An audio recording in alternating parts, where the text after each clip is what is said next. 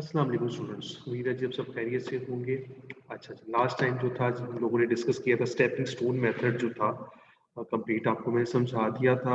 हम लोगों ने उसमें नॉर्थ वेस्ट का जो था सोल्यूशन इनिशियल सोल्यूशन लेके नॉर्थ वेस्ट के थ्रू फिर हमने ऑप्टिमल सोल्यूशन निकाला था। आज मैं आपसे डिस्कस करूंगा स्टेपिंग स्टोन ही मेथड को। हम बात करेंगे वुगल्स अप्रॉक्सीमेशन के थ्रू का मतलब उसका वुगल्स अप्रॉक्सीमेशन का सोल्यूशन लेके जो आपने वुगल अप्रॉक्सीमेशन के थ्रू निकाला था उसके लेके जी फिर स्टेपिंग स्टोन मेथड हम इस पे अप्लाई करेंगे।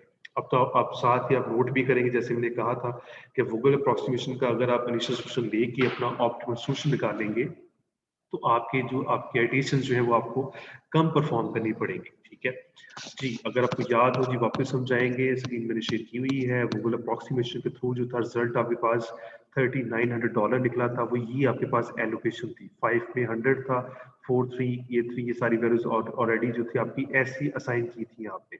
नोट करेंगे। अब हम उसी टेबल पे जा रहे हैं यहाँ पे जी। गूगल अप्रॉक्सीमेशन पे ये वही टेबल आप दोबारा यहाँ पे लिख लेंगे जो Google approximation through values assign हो चुकी है। अब फिर सबसे पहला काम आपने क्या करना है, क्योंकि आपका optimal solution by using stepping stone method आपने निकालना है। तो सबसे पहले आपको टेस्ट फॉर यहाँ पे सॉरी डीजनरेसी निकालना पड़ेगा। आपको पता है कि m+n-1 के थ्रू आप निकालते हैं। वो 5 है, इसका मतलब है कि 5 एलोकेशंस होनी चाहिए, 5 ऑक्यूपाइड सेल्स होने चाहिए। तो नोट कर सकते हैं फर्स्ट ऑक्यूपाइड सेल, फिर सेकंड है, फिर थर्ड है, फिर फोर्थ है, फिर फिफ्थ है। अगर कम होते तो फिर आपको उसकी एलोकेशन जो थी वो वहाँ पे जीरो साइन करना पड़ता। ठीक है, जीरो एक अनयूज सेल्स में लगाना पड़ता है। अच्छा, एक और बात इंटरेस्टिंग आपसे शेयर कर दूं। ये पहले जो जैसे मैंने बताया था कि रो और कॉलम में कहीं पे जीरो लगा सकते हैं आप ऑटोमेटिकली जहाँ पे खत्म होता है, रूल ऑफ थंब है। एक्चुअल जो है आपने पाथ्स बनाने होते हैं। अब आप जीरो वहां एक्चुअली आपको लगाना पड़ता है कि जहाँ पे आपके सारे अनयूज सेल्स के लिए पाथ कंप्लीट हो जाए, क्योंकि आपने ऑप्टिमल सोल्यूशन निकालना है। स्टेपिंग स्टोन मेथड में आपको क्लोज पाथ बनाने पड़ते हैं। तो जीरो आप वहां पे साइन करेंगे। ये कॉमन सेंस का इस्तेमाल करना चाहिए सबको, आप लोगों को भी, कि जीरो वहां पे लगाएंगे जहां पे आपके सारे पाथ जो कंप्लीट हो जाए। ठीक है, अब इस प्रॉब्लम में आपका प्रॉब्लम डिजरेट नहीं कर रहा, तो सबसे उसके बाद आपने क्या करना है, calculation for an improvement index आपको कैलकुलेट करना पड़ता है फॉर ऑल अनयूज्ड स्क्वेयर्स के लिए। अब अनस्क्वेयर्ड यूज सेल कौन से हैं, यहाँ पे डी बी है, डी सी है, ई ए है, उसके बाद जो है आपके पास एफ बी है।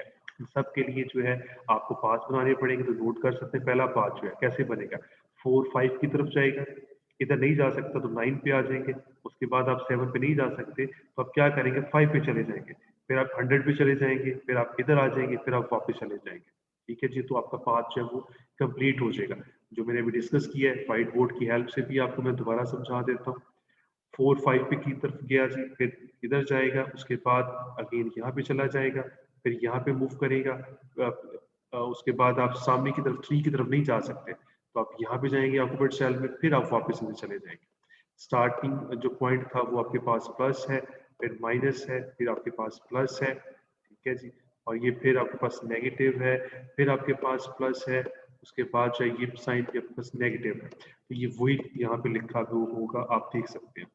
ठीक है, फिर आपको इसका पाथ बनाना पड़ेगा सेकंड के लिए। तो सेकंड के लिए पाथ जो है लेट्स सपोज ये भी बना देते हैं दोबारा आपको समझाने के लिए। सी जो है सी पाथ हम बना लेंगे सी डी के लिए, जो है ये डी सी कह सकते हैं। 3 जो है यहाँ पे जाएगा, ठीक है, 5 की तरफ। ओके, उसके बाद 8 की तरफ नहीं जा सकता तो अब क्या करना पड़ेगा, जब वो 9 की तरफ जाना पड़ेगा। फिर आप क्या करेंगे जी, 5 की तरफ जाना पड़ेगा। फिर आप वापस जो है इस पे जाने की जरूरत नहीं है, आप डायरेक्ट यहाँ पे मूव कर जाएंगे। ठीक है, तो ये जो है सेकंड जिसको मैंने पर्पल कलर में दिया है, तो आपका पाथ कंप्लीट हो जाएगा।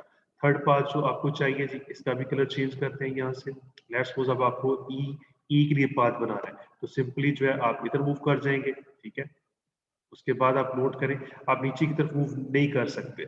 इसका मतलब क्या हुआ, अगर आप जाना है तो 8 से स्टार्ट करेंगे। 8 से स्टार्ट करने के बाद 4 पे जाने की जरूरत नहीं है आपको। ठीक है, लाइन पूरी यहाँ पे आ जाएगी। 8 गया 3 पे। ठीक है, उसके बाद आपको क्या करना पड़ेगा, 3 के बाद आप डायरेक्ट 5 पे आ जाएंगे। 5 पे जाने के बाद आप डायरेक्ट यहाँ पे 9 पे आ जाएंगे, और ये इसको ये वापस कर देंगे। आप 8 को मैं रिपीट कर देता हूँ, 8 को अगर 4 पे जैसे लिया लाइन, इस पे लगाने की जरूरत नहीं है, डायरेक्ट यहाँ पे मूव कर जाएंगे। तो आपका एक बात और रह गया जी, यहाँ पे उसको भी कंप्लीट कर लेते हैं। लेट्स सपोज इसका कलर चेंज करता हूँ मैं आपको समझाने के लिए। नेक्स्ट पाथ आपके पास है एफ बी के लिए।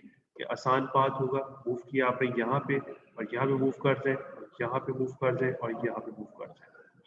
चलें जी, आपके एक इम्प्रूवमेंट इंडेक्स सारे कैलकुलेट हो चुके हैं। अगला स्टेप आपने क्या करना होता है, ये सारे इम्प्रूवमेंट इंडेक्स जो आपके पॉजिटिव होने चाहिए या फिर जीरो होने चाहिए। तो देखिए पहली ही आइटरेशन जब आपने परफॉर्म की है तो सारे आपके इंडिसेस जो है वो पॉजिटिव आ रहे हैं। इसका मतलब क्या है, वो वर्ड लिखे हुए since all of these of for the improvement indices are greater than or equal to zero, thus the allocation of the table is optimal. Optimal आपके पास है तो उसका सोल्यूशन निकाल लें। अब आपके पास गूगल में सेम उसी तरह एडिशंस आपने $3900 निकाला था, तो सेम वही बात है, अभी तो आपने कुछ किया ही नहीं है। आप कह सकते हैं कि कोई भी एडिशन परफॉर्म नहीं करनी पड़ी आपको। तो अगेन रिजल्ट आपके पास क्या आ गया, $3900 उसका निकल चुका है। तो आप मैच भी कर सकते हैं। अगर आपको याद हो यही ऑप्टिमल सोल्यूशन आपके पास $3900 निकला था। ठीक है जी, तो ये वही आपको वर्ड समझाने के लिए भी लिखे हैं कि Google approximation method tends to minimize the total number of computations needed to reach an optimal solution. Google approximation method yields an optimal solution with its initial solution as in the above example. जैसे पहले भी बात हो चुकी है, आपको समझा दिया था मैंने कि अगर आप गूगल को लेके अपना सोल्यूशन ऑप्टिमल निकालेंगे तो आपको आइटेशन बहुत कम करनी पड़ती है। अब आपको रिवाइज में कर दूं, अगर आपको याद तो सबसे पहले हमने नॉर्थ वेस्ट लेके सोल्यूशन निकालना था। ठीक है, अब इसलिए मैंने समझाया, आप समझाने के लिए सारे मेथड्स मैंने इस्तेमाल किए। नॉर्थ वेस्ट मेथड के थ्रू सबसे पहले आप देखिए, आपको एक आइटेशन सबसे पहले ये भी करनी पड़ी। सबसे पहले F1 को आपको इम्प्रूवमेंट करना पड़ा, न्यू रूट बनाना पड़ा। उसके बाद आपको फिर एक साइन नेगेटिव आ गया था, फिर आपको EC को बनाना पड़ा। उसके बाद आपका थर्ड जाके क्लियर हुआ। फिर सारे आप देखिए, आपको इतनी आइटेशन जो परफॉर्म करनी पड़ी।